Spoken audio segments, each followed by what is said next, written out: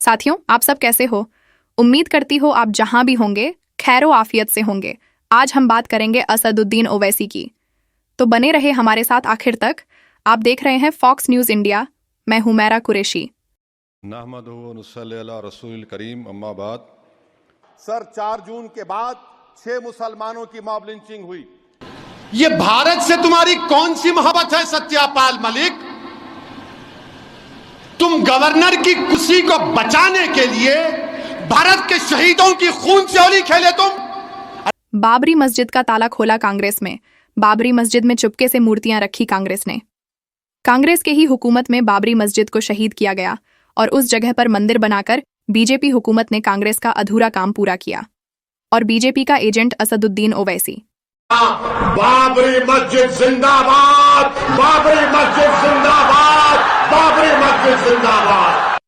समाजवादी अखिलेश के सरकार में मुजफ्फरनगर दंगा हुआ, आवाज उठाई ओवैसी ने। कांग्रेस की हुकूमत में हजारों दंगे हुए, आवाज उठाई ओवैसी ने। बीजेपी सरकार में मुसलमानों की मॉब लिंचिंग, बुलडोजर, मुल्ले भगाओ अभियान, लव जिहाद, लैंड जिहाद, फलाना जिहाद के इल्जाम, बेजा गिरफ्तारियां, आवाज उठाई ओवैसी ने। फिर भी बीजेपी के एजेंट है असदुद्दीन ओवैसी। इसीलिए सर, 4 जून के बाद 6 मुसलमानों की मॉब लिंचिंग हुई। 11 घरों को मध्य प्रदेश में मोदी के बुलडोजरों ने निस्तनाबूद कर दिया। हिमाचल प्रदेश में एक मुसलमान की एक दुकान को लूट लिया गया। बहन मायावती ऐलानिया तौर पर कहती है, हमने शेड्यूल कास्ट का वोट बीजेपी को ट्रांसफर किया। कट्टरपंथी मुसलमानों ने हमारी बात नहीं मानी। बावजूद इसके मायावती जी बीजेपी की एजेंट नहीं है। बीजेपी का डर दिखाकर मुसलमानों के वोट पर डाका डालने वाले बीजेपी के एजेंट नहीं है। संसद में हिंदुओं के खिलाफ 2-4 बातें क्या बोल दी, राहुल गांधी मसीहा बन गया। आपका दिया गया एक वोट मोहब्बत के उस मसीहा को मिलेगा जिसका नाम राहुल गांधी है। पिछले 10 सालों से लगातार मुसलमानों के हक में आवाज उठाने वाला ओवैसी बीजेपी का एजेंट है। हमेशा एक आवाज सुनाई देती है, ओवैसी चुनाव लड़ते हैं तो बीजेपी को फायदा होता है। तो पिछले 100 साल से आरएसएस अचार डाल रही थी क्या? बीजेपी को जिंदा करने के लिए ओवैसी को ही खड़ा क्यों नहीं किया? कश्मीर में महबूबा के साथ बीजेपी ने सरकार बनाई, तब तो ओवैसी नहीं थे। 15 साल तक बिना ओवैसी के गुजरात के बीजेपी की सरकार ने कैसे हुकूमत की? तेलंगाना में ओवैसी ने चुनाव लड़ा, बीजेपी को फायदा क्यों नहीं हुआ? खैर, अगर आपके पास और कोई किंतु परंतु है तो कमेंट जरूर करना। और हाँ, हम किसी भी राजनीतिक पार्टी के समर्थक या आलोचक नहीं हैं, और ना ही हमारे कहने से किसी के वोट बढ़ेंगे और ना ही घटेंगे। हक बात सबके साथ।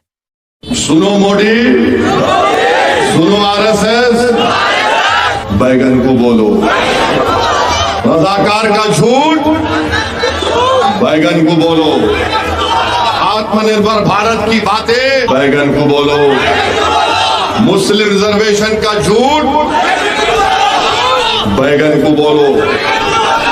आईएसआईएस रोहिंग्या घुसपैठिए की गालियां, बैगन को बोलो।